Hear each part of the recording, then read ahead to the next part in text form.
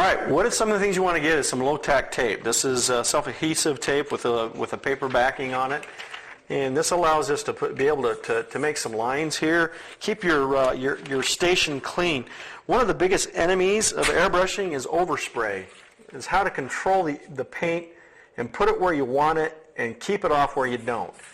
All right? It's hard to remove it once it's down, so it's better to prevent it in the first place than try to fix it afterwards. What we're going to learn today, or in this lesson, is how to keep an even gradiated tone of paint. This is very helpful, especially when you want to do skies or if you're doing some kind of thing that requires an even tone from one point to another.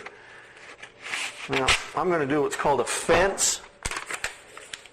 I'll put that there, and then I'll go like that, and that'll deflect the paint and the air off of this area over here. This is the area we're going to work on. I'm going to go from a solid color here to almost a light, almost non-existent color here. Now remember, when you're working with airbrushing, the paint is always darker than you assume, all right? So when you work on it, don't push it too far. It's easier to add paint than it is to subtract it.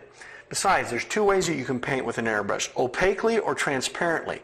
Sometimes you use both in the same project, all right? We're going to use blue for this.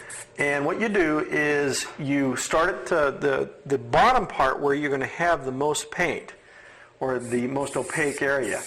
And I'm just going to run the brush back and forth like this, and then I'm going to pull back a little bit. Did you see how I did that? I was a little bit closer here, and I pulled back so that the paint was a little more diffused. Come back down again, and just slowly build it back up toward the top.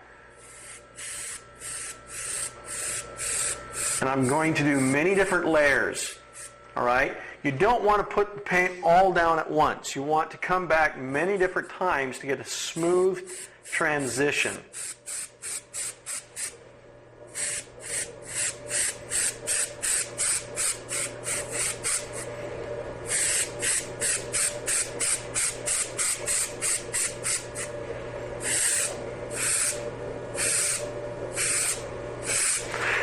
Work dry, don't work wet. Now, if the paper starts to pucker like that, it means it's pretty saturated with water. If you're working with illustration board, that won't happen as often. But with regular paper, you're gonna pucker it up a little bit. So sometimes I'll stop and I'll just dry it back a little bit. All right. Come back in here and start to make it a little more opaque.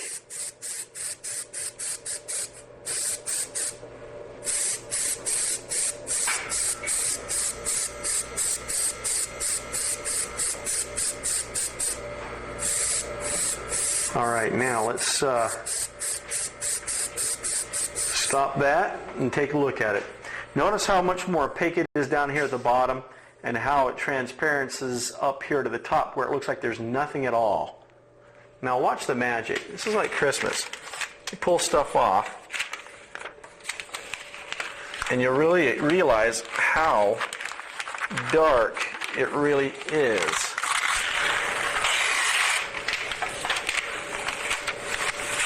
There you go. All right, now what I want to do is reverse it again so that it goes from dark to light on this side. And I want to show you how to register things. Now a register is when you're going to have paint up next to something, you want to be able to take the paper or the tape and just barely have it run over the edge so that you're not going to have a gap of white between the two. All right? All right, so let's finish this up. See where the top one is. Bring it over here.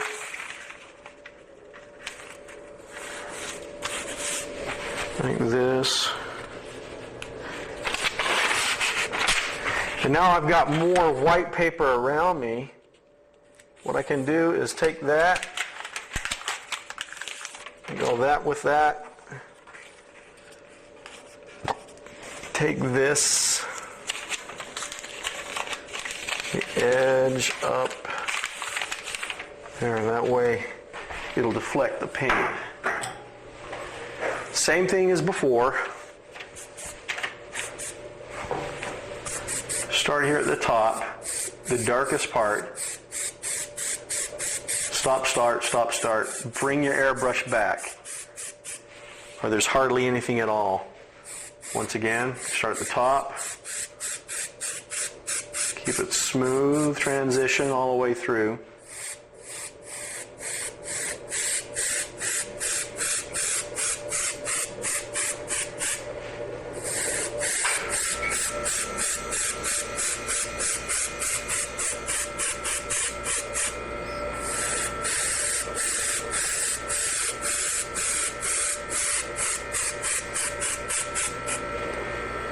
Notice I come in closer where I want it more opaque, and I leave the airbrush on station a little bit longer, and I pull it back out. And I smooth it out a little bit, just like that. Now take a look at this. See where we folded the edge? You'll see the paint up here on this is the overspray that I'm talking to you about. Notice this one over here. You want to keep the paper clean, so be aware of overspray. Now overspray is not always evil. Sometimes you want to use the overspray in some of the projects that you're working on. I'll point that out later, okay? Let's peel this back.